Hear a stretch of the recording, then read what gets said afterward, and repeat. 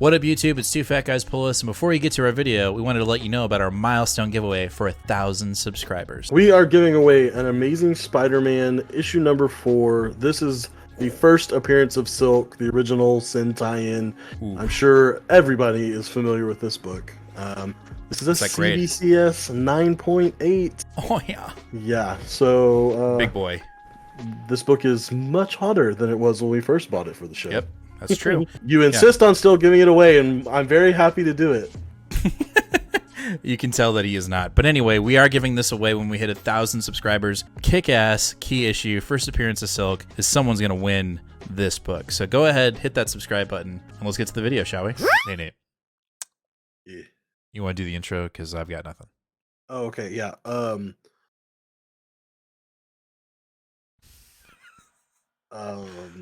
Is that it?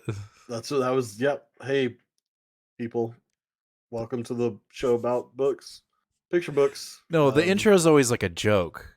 You gotta do a joke. Yeah. Never mind. Let's just... No, hold this. I got it. Oh, God. Jokes. Poop jokes. 25 poop jokes we're concerned about. God damn it. What's big and brown and behind the wall? Poop. Humpty's dump. Okay, all right. This is the last time. Are you ready for a poop joke? Stop it. Okay, we gotta go. No, Let's start the show. Let's start the show. What part of a trilogy is always a stinker?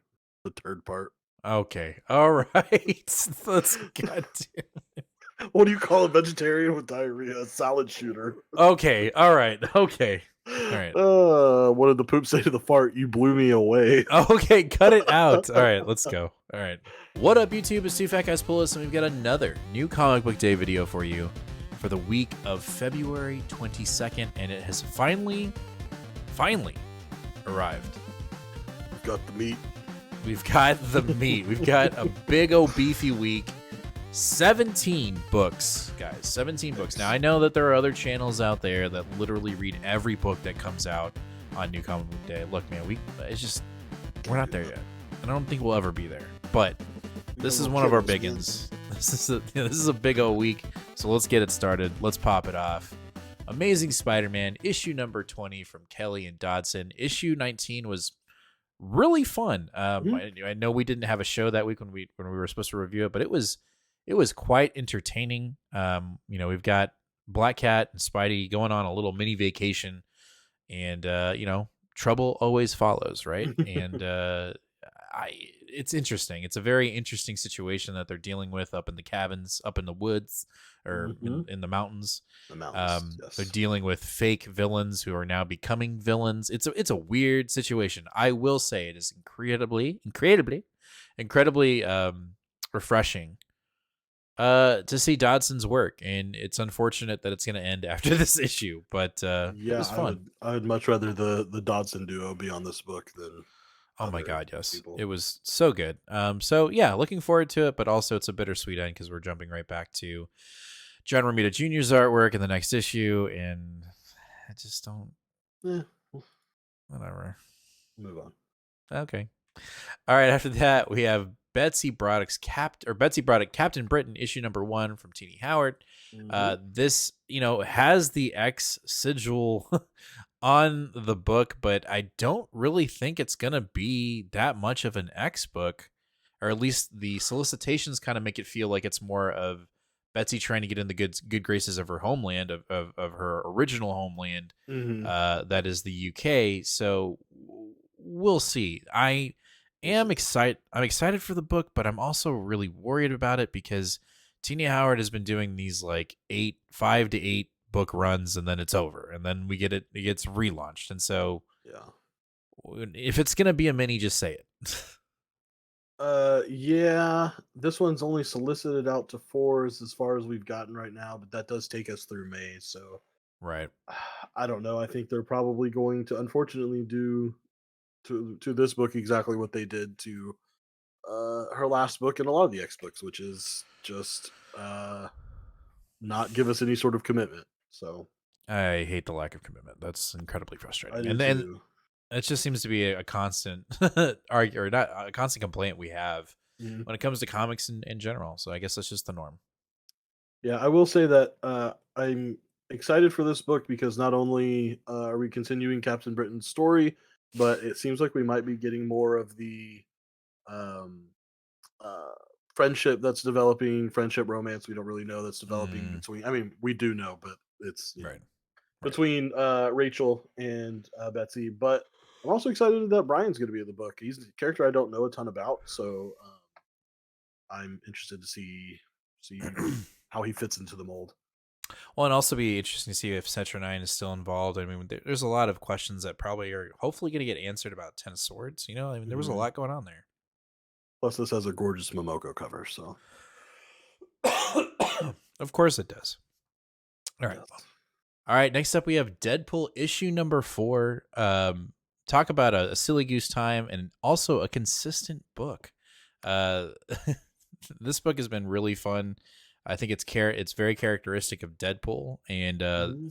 it's very characteristic of the situation he's in, which is he's being hunted by Lady Death, or Lady Deathstroke, I think, and he has this Carnage symbiote inside of him. Yes, not only is he being hunted by Lady Deathstrike, but also the Harrower, which is just a really goofy one-off character created in that Man Thing X-Men Mm-hmm. crossover, which I think is a great use of a silly character that was just sitting there waiting to be used. Uh, this this might be my sleeper pick for like creative team of the year. Like, Ooh. I think Alyssa Wong's writing style, I just was not super familiar with it, but was excited to see what she could do. And I think she's nailed the humor. And Mm-hmm. then Martin Cuculo, who we first started paying attention to because of his Banner of War art, It's all right. is really good. I mean, is Yeah. really good.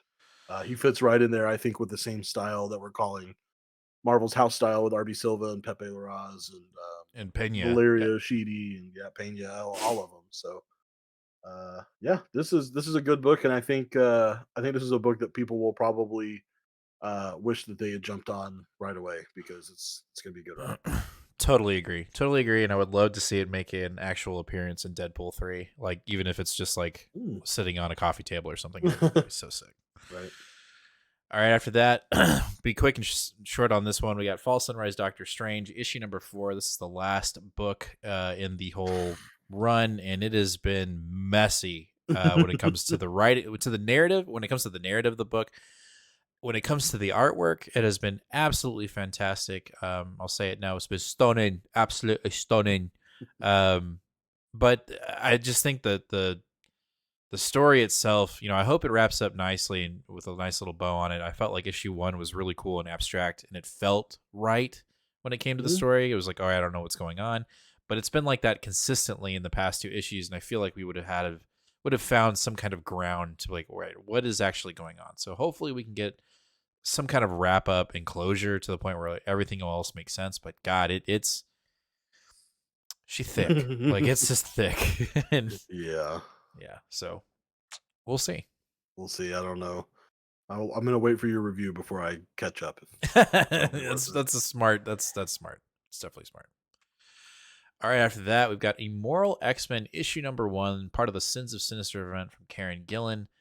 You know, I have been thoroughly impressed with this little mini event Mhm. from Karen Gillan and Al Ewing and Cy Spurrier. So I have no doubt that this book will be moving ground and shaking things up, even though this is actually happening in some kind of alternate timeline. It just feels like the event is going to have weight coming out of the event. You know what I'm Mhm. saying? Like they're definitely that office is doing a really good job of making at least me feel very engaged, and it feels rewarding. This right now, Yeah. currently in the 10 years that we've read this or reading this part of the storyline, I feel like we're being rewarded for Yeah. for reading X-Men books. Right. Yeah. And I think this book will probably have the will feel probably the most rewarding since it is Kieran Gillen's book, and he is the one that's sort of driving the ship here. So I Right. think we'll probably get a lot of really on the nose, you know, stuff. And this is the last book we get till we push forward to the 100 years. So I Crazy. imagine some shit's going to go down in this Oh, issue. for sure. And And I think that's it's crazy to say that what you just said, like this is going to be the most rewarding book. The past two books, the Storm and the Brotherhood of Mutants and Nightcrawlers, which I was totally blown away with, which we talked about last week in our live show. Um, they're still throwing surprises at us. You know, like Hmm. did not see the Mother Superior, uh, you know, reveal in Nightcrawlers. Like just didn't see it coming. Right. So I hope I'm not jinxing it and saying I hope to see some really cool surprises in this book. I'm sure we will. Yep, sure. All right, after that, She-Hulk issue number 10. This is Legacy 173, so we're inching closer to Legacy 175, which will be a really nice, big, thick book. But 10, the last issue 9, it was so damn good, right? We broke the fourth wall even harder with She-Hulk and her talking to the readers, talking to the writer, and giving the writer shit. It was giving Raoul shit because Raoul took what appears to have taken Jack of Hearts off the board. It Oh, looks like he may have died, and oh. She-Hulk let everybody, including Raoul, know that this is bullshit. This is a stupid arc. Why can't I be happy? It was fucking fantastic. I mean, I read that issue. I immediately went onto Instagram and I messaged Rambo and I was just like, "Yo, this shit's fantastic. I cannot wait 3 months. Now we're here, or 2 months, or however long it was. Been a Um, while. it's been a while, and I know why. You know, they keep pushing it back because they extended another 5 issues and another 5 issues, which I'm happy about. But I will make the same argument again, Marvel, if you're watching, which I know you are. Just make this a damn ongoing, please. Just Totally. let Rainbow do her thing, give her the toys to play with, and just let her write this book for a long time because it's really good. It's very good, and I'm going to tell you right now, Nate. I think you should pick up the trade. I think you should pick up the trade. Oh, probably should. Do it. We'll see. Oh, and also there's a cover B that I'm picking up, which is fantastic, and I cannot wait to pick that up as well. So, Ooh. just to get a reason, the book's really good. All Ooh. right, let's talk about Strange Academy Finals issue number 4 from Scotty Young and Ramos. This also has been a book that has been sorely missed in our pools. Because it takes a minute, which again, I have no problem with it taking a long time with this one because Roberto Ramos's artwork is just so damn good that it's worth the wait. Yeah. But I will say I have definitely missed this book, and I'm ready to see. It's moving. It's definitely moving. It just doesn't feel like it because we get it so few through the month. Right. Yeah, this is one that this story has been good, but I'm a little bit worried that it seems like we really are done at issue 6. So Mm. I don't know. Are we doing enough here? I don't know. But I I say that now, and then I'm sure I will read issue 4 and love it so much, and then just be like, whatever, it's great. I don't care. Right. Yeah. So Well, that's and usually how this book goes. we're just ready. I'm ready for this little mini war that's happening within the school to ignite, and I'm also interested to see when Strange comes back if we get maybe like an Omega or something that kind of puts him back at the school. We got a little bit of that in God, what was the book that was last week where he popped up? Hulk. Uh, Mm. Strange Academy popped up in Hulk. So there's some idea that there might be something after the finals. We'll have to wait and see. But it's been a good time. All right, next up we have Thor issue number 31 from Groenbeck and Nick Klein. This has been super fun.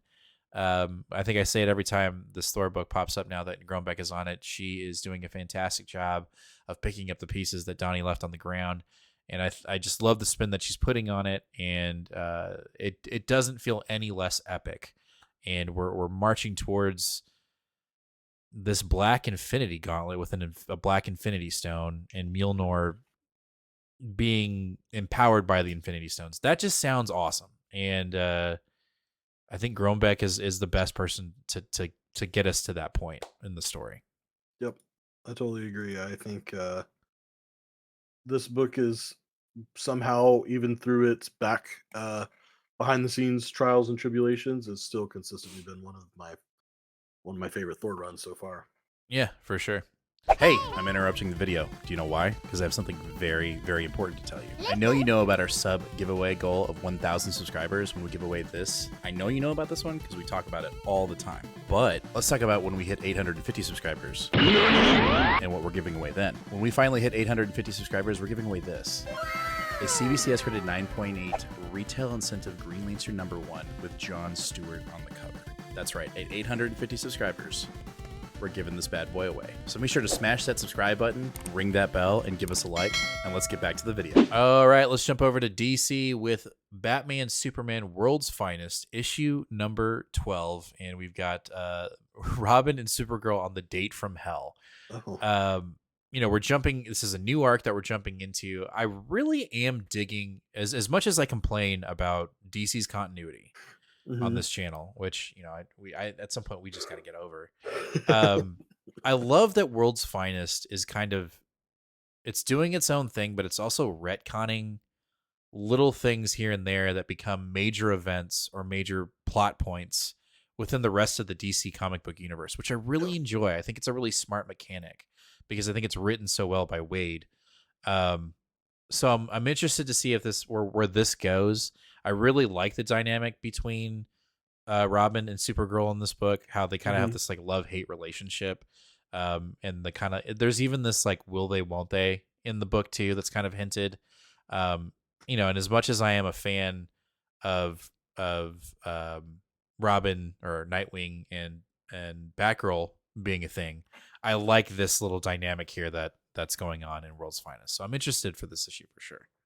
Yeah, I think this issue will be a fun little filler one issue. Just be prepared. Dan Morrow's not on the art on this book. I just be prepared. Like, okay, last week you ruined New Comic Book Day with Marauders ending abruptly. Now you got to come in here and be like, hey, by the way, Dan Morrow's not on the book. Like, Dan Morrow's not on this book. Well, it is a team of three different artists. But Dan Morrow will be back after this issue. This is just a one issue little filler between artists. Okay. All right, let's move on. It is what it is. DC's Universe's Lazarus Planet Omega, issue 1. You have been reading actually all the one shots, and I read a few of them. I read the first two all the way. Then I got to the third one and quit halfway through it. I did not attempt the fourth last week. And it was like each week it just kind of kept getting worse, and it was like I just don't know. Well, for the sake of continuity, we're gonna read this. Sure. Try to read it, and just see where because this is supposed to be the beginning point of Dawn, right? And essentially, what I guess we can make our assumptions here. What do we think is going to happen? Do we think all the powers that people have been getting because of the Lazarus Reign, will they stick, or are we just gonna wash them away? I think they're for sure going to stick. I think we're even getting a few new characters. I don't know if you saw that announcement. We haven't done a show about it or anything, but DC announced a new imprint that they're doing with new API creators and superheroes. So I didn't look at the details on that, but I think those are probably characters that got their powers from the Lazarus fog or rain or whatever. So okay. Yeah, I think that's probably going to have a little bit of an implication as well. But I think other than that, I don't think anything is really going to be catastrophic. I don't think anyone's getting this is the dawn of DC, but this is no rebirth or New 52 thing. This is just a like, hey, everybody, you haven't been reading DC, that now is the time to come back. Come on. It's going to be probably the same resetting as Infinite Frontier was. See, here's the problem I have is there are these soft reboots, right? And I almost want a hardline reset, just so that you know what I mean. Like, in my opinion, because it's just like, and we're getting into a. You know what? I won't. Watch the live show, and we will discuss this later. But just there's a hint. Like, I'm kind of tired of these soft. It's just I can't keep up. I can barely keep up I'm still trying to figure out the continuity. Let's Oh, never mind. I said we're going to do this at the live show. Catch it on the live move on show. to another book that doesn't frustrate us. Okay. Next up, we have Nightwing issue 101 coming off the heels of obviously 100. And we have, this new precedent, this new standard has been set. The Titans are essentially our new Justice League, if you will. The reins have been given over to them. And I'm kind of here for it. I think it's going to be really cool. I like this character set. I like that it's just, all right, this is it. And I know these characters in the sense of not necessarily of comic books, but I remember watching Teen Titans and then Teen Titans Go as a kid. Mm-hmm. So like I'm genuinely excited about this.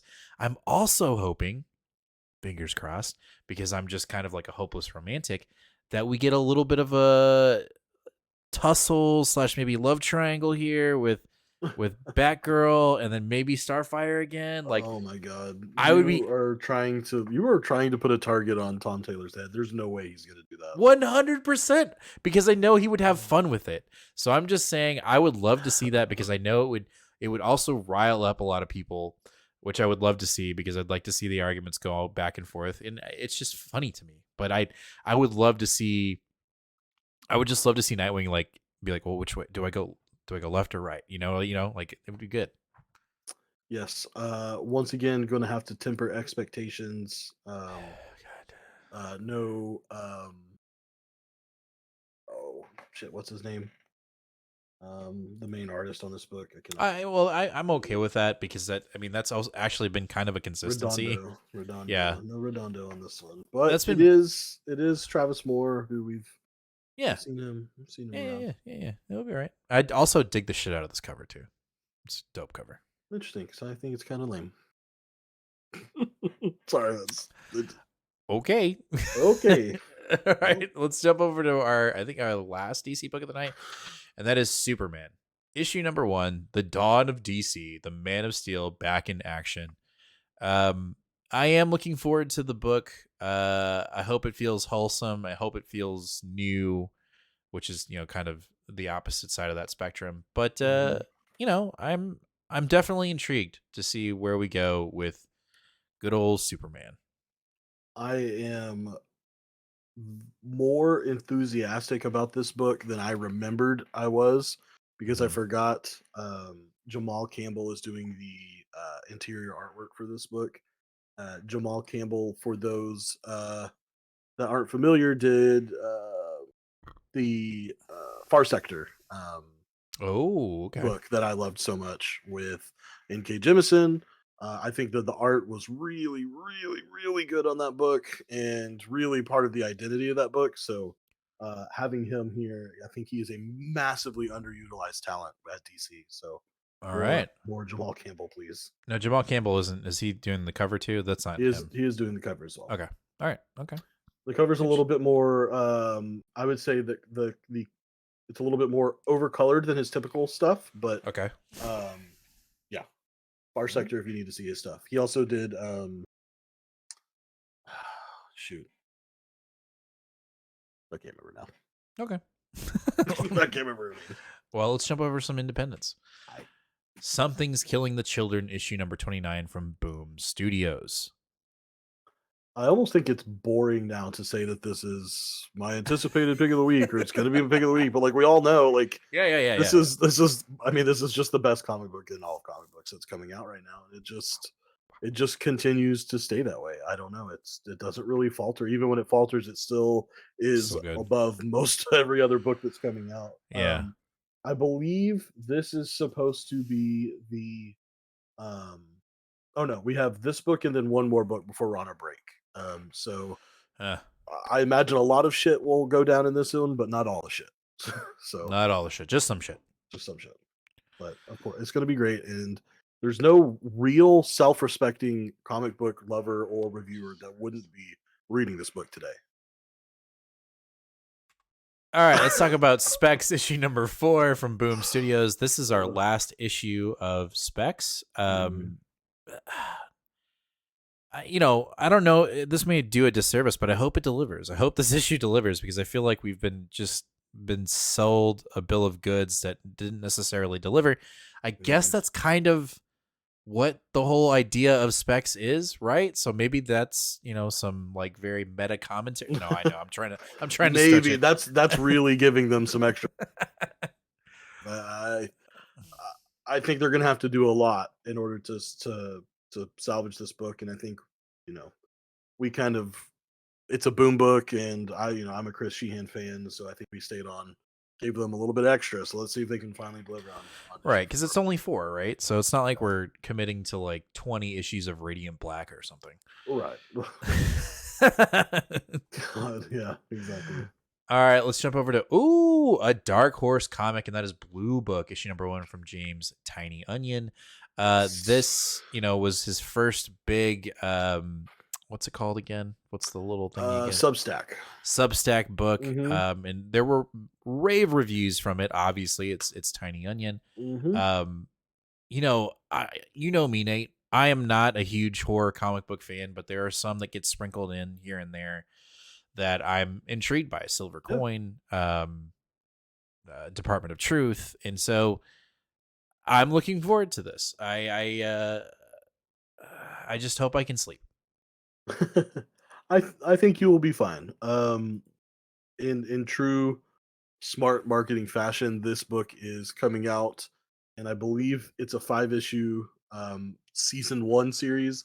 And as soon as this gets finished being printed, I think season 2 starts on his Substack. So it's like Okay, if you nice. want to know what happens next and not have to wait a year and a half, because this was originally released, gosh, I think it was May of last year. So um, there are some people that this is just old news to, but for us that are massive Tinian fans but don't necessarily have the can't can't bite the bullet and spend $250 on its Substack, then Right. uh, we'll be the peasants that wait till the print comes out. But And I here we are. also, ironically, we're getting a book about UFOs, and then we got all this UFO shit going on in the real world. It's kind of cool, like how it worked out. Is it a Hmm. conspiracy? No, it's just aliens are always the answer. We're constantly being mind wiped by the Men in Black. I did not expect that answer coming out of your mouth. So that's awesome.